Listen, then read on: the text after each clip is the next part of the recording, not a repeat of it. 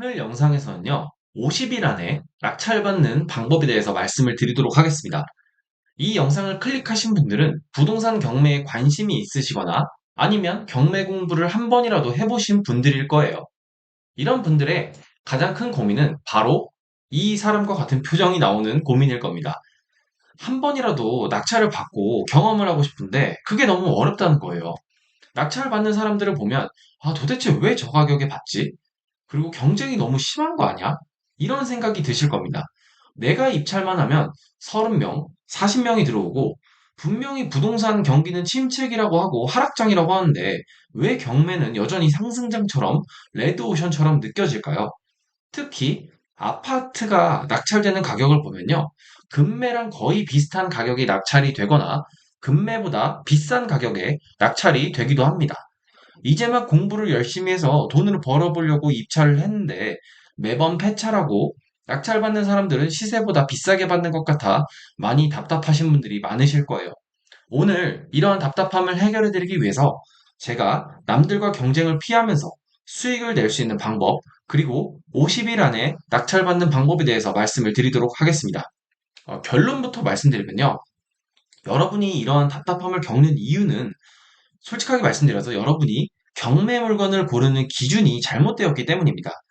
여러분은 애초에 처음부터 경쟁이 심한 물건을 고르고 있거나 경쟁이 심한 지역에 들어가고 있기 때문에 낙찰도 어렵고 낙찰을 받더라도 고가의 낙찰을 받고 있는 겁니다. 지금 이 영상을 찍는 8월 3일에도 저는 단독 낙찰이거나 2명, 3명만 입찰하는 물건을 정말 많이 보고 있어요. 그리고 이런 물건들은 그냥 입찰자 수만 적은 게 아니고요. 시세보다 적어도 10%는 싸게 낙찰을 받고 있습니다. 아마 제가 이렇게 말씀을 드리면요. 그런 거는 나 홀로 아파트이거나 아니면 명도가 어렵거나 아니면 권리 분석상 하자가 있는 거 아니야? 라고 생각을 하실 수 있고 어떻게 좀 심하게 생각하시는 분들은 그런 물건이 어딨냐? 거짓말하지 말아라. 라고 하실 수도 있겠네요. 제가 최근에 제 구독자분께 공유받은 물건과 제가 실제로 임장갔던 물건을 한번 비교해서 보여드리도록 할게요. 왼쪽에 있는 물건이 화성시 동탄에 있는 아파트고요. 오른쪽에 전주 덕진구에 있는 아파트입니다. 동탄에 있는 완산구네요. 죄송합니다. 동탄에 있는 물건요. 35명이 입찰을 했고요. 전주시에 있는 오른쪽 물건에는 3명이 입찰했습니다. 그러면 이렇게 그냥 단순하게 보시면 동탄에 있는 물건은 좋은 물건이라서 사람들이 많이 들어왔고 전주에 있는 물건은 좋은 물건이 아니기 때문에 3명만 들어왔다고 보여질 수 있어요. 근데 제가 현장에 나가서 임장을 해본 결과 전주에 있는 물건도 충분히 실수요자들이 원하는 물건이고요. 과거에 투자자들이 많이 접근했던 물건이었습니다. 그런데 왜 3명만 들어왔을까요? 저는 여기서 제가 경매 물건을 선정하는 기준을 좀 말씀드리고 싶어요. 저는 왜 이 전주라는 지역과 왜 이 전주 내에서도 이 경매 물건을 선택했을까요? 그 이유를 말씀드리도록 하겠습니다. 그 이유는요, 이 전주라는 지역이 동탄이라는 지역에 대비해서 아직 가격이 상승하지 않았고 보합 상태이기 때문이었습니다. 그리고 가격뿐만 아니라 거래량은 높아지고 매수 심리는 회복되고 있는데 가격이 높아지지 않고 있었기 때문에 전주라는 지역을 선택했던 거예요. 이걸 조금 공부해 보신 분들은 아마 좀 이상하다고 느껴야 되는 게 정상이에요. 왜냐면 이 가격이 보합인데 거래량과 매수 심리가 좋다라는 건요. 좀 이상한 상황이에요. 여러분 한번 생각을 해보세요. 거래를 사람들이 많이 하고 사람들이 아파트를 점점 사고 싶어 해요. 이걸 매수 심리라고 하거든요. 이 거래도 많아지고 매수 심리도 높아지는데 가격이 일정하다는 건요. 조금 이상한 상황인 거죠. 한번 생각해 볼게요. 3개월 전에도 아파트 가격이 100만 원이었고, 2달 전에도 100만 원이었고, 저번 달에도 100만 원이었고, 이번 달에도 100만 원인 거예요. 거래량과 매수 심리는 좋아지고 있는데 말이죠. 이거는 좀 두 가지 경우로 한번 생각을 해볼 수 있어요. 가격이 일정하다는 건요. 첫 번째 경우는요.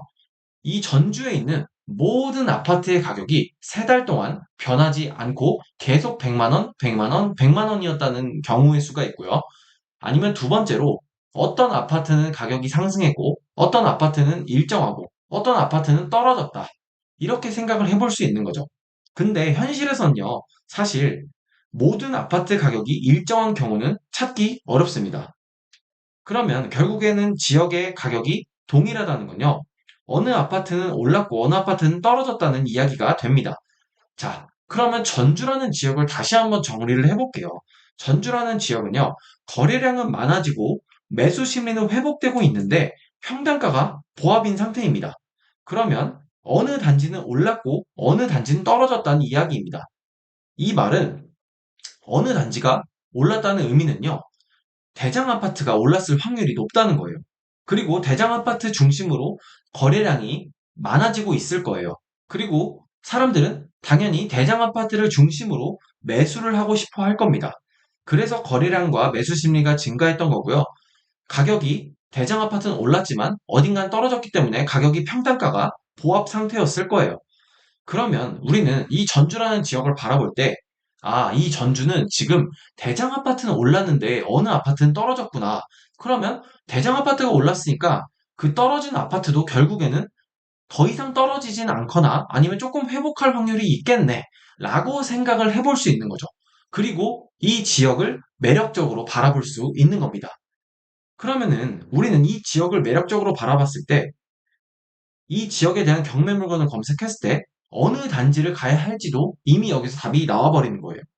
대장 아파트처럼 이미 오른 아파트를 경매로 잡는 것도 좋지만요. 그런 아파트를 입찰하게 되면은 여기 왼쪽에 있는 동탄 아파트처럼 여러 사람이 들어오고 고가 낙찰 혹은 금매 가격에 낙찰이 될 겁니다. 이미 가격이 올랐기 때문이죠. 그렇지만 대장 아파트는 올랐지만 아직 떨어지고 있는 단지가 있죠. 그 단지가 경매로 나왔다고 해볼게요. 그러면 그 단지를 경매로 들어가면요. 아직 떨어지고 있는 단지이기 때문에 입찰자 수가 굉장히 적을 겁니다.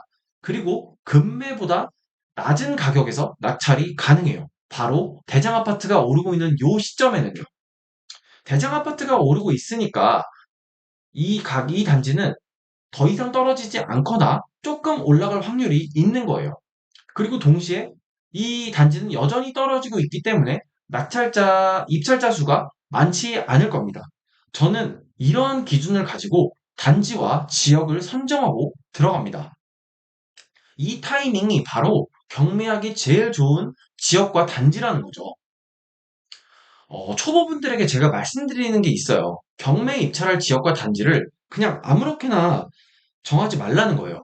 올바른 전략으로 꾸준히 하면 무조건 된다라고 저는 강력히 추천을 드립니다. 경매를 입찰할 지역을 전략적으로 정하시고 그거를 모르시겠으면 그 기준을 배우시면 됩니다. 이 기준을 배우시고 그걸 꾸준히 반복하시면 여러분 언젠가 분명히 낙찰이 되는데 그 언젠가가 저는 10번 입찰이라고 생각을 합니다. 대신 올바른 전략으로 지역과 단지를 정했을 때 말이죠. 방금 이런 전주 물건 같은 거를 10번만 하시면요. 여러분, 입찰하고 반드시 낙찰받게 돼 있습니다. 제가 50일이라는 구체적인 날짜를 정한 이유는요. 우리가 일주일에 한 번씩 입찰을 하게 되면요. 50일이면은 주말 빼고 5일이 일주일이라고 하면은 50일 동안 10번 입찰할 수 있거든요. 그러면 우리가 일주일에 한 번씩 입찰한다고 하면은 50일 안에 낙찰 받을 수 있습니다. 저는 그래서 50일 동안 우리가 일주일에 한 번씩 10번 입찰을 하게 된다면은 전략적으로 지역과 단지를 정해서요. 반드시 한 번 낙찰을 받을 수 있다라고 초보분들에게 말씀을 드리고 이 횟수를 채우시라고 말씀을 드립니다. 나는 이 전략에 대한 공부도 필요하다. 아예 모르겠다. 라고 하시는 분들은 제가 이 전략을 공부하라고 말씀을 드리고요. 제가 진행하는 주입식 경매에서 이 전략을 알려드립니다. 단순히 경매라는 기술만 알려드리는 게 아니고요.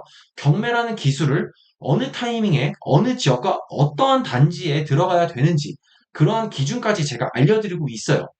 만약에 나는 이러한 기준은 좀 잘 알겠다. 지금 제가 설명드린 이 거래량과 매수 심리, 평단가에 대한 내용이 좀 저는 잘 이해가 되는 사람이에요. 라고 하시면 제가 진행하는 경매 입찰 스터디, 임장 스터디에 한번 들어와 보시길 추천드립니다. 여러분들께서 기준을 잘 알고 계셔도 실제로 이 10번을 입찰하는 게 쉬운 게 아니거든요. 혼자서 하게 되면요. 아, 오늘 너무 더우니까 임장 가지 말자. 오늘 비도 오는데 입찰하지 말자. 이런 식으로 10번 입찰하는 게 굉장히 어렵습니다. 그리고 그 10번을 50일 안에 한다는 건요, 더더욱 어렵습니다. 그런데 여러분, 그걸 이겨내고 계속 입찰하고 임장 가셔야 낙찰을 받게 되거든요.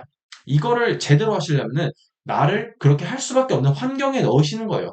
그게 바로 저는 스터디라고 생각을 합니다. 자, 다시 한번 말씀드릴게요. 경매를 입찰하실 때 지역과 단지에 대한 전략적인 기준이 필요하고요. 그 기준이 정해졌으면은 그거를 꾸준히 반복하시는 게 필요합니다. 내가 기준을 잘 모르겠다. 그리고 경매도 잘 모르겠다. 라고 하시는 분요. 제가 고정 댓글에 링크 걸어드리는 주입식 경매를 한번 들어보셔서 내가 경매도 배우고 이 전략적인 기준에 대해서도 배우셔가지고 어떠한 지역과 단지를 가야 될지 그거에 대한 먼저 공부를 하시기를 권장드리고요. 내가 이거에 대한 공부를 한 번이라도 해봤다. 라고 하시는 분들은 제가 고정 댓글에 달아드리는 임장 스터디에 참여하셔서 꾸준히 입찰과 임장을 하시는 그 환경에 자신을 넣으길 제가 강력히 추천드립니다. 그렇게만 하잖아요. 여러분 50일 안에 낙찰받을 수 있습니다.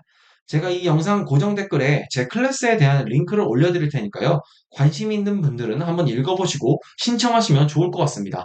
다음 주 8월 11일 정도에 바로 이제 시작을 하거든요. 그러니까 그 전까지 여러분 한번 고민을 해보시고 참여하실 분들은 참여해주시면 감사하겠습니다.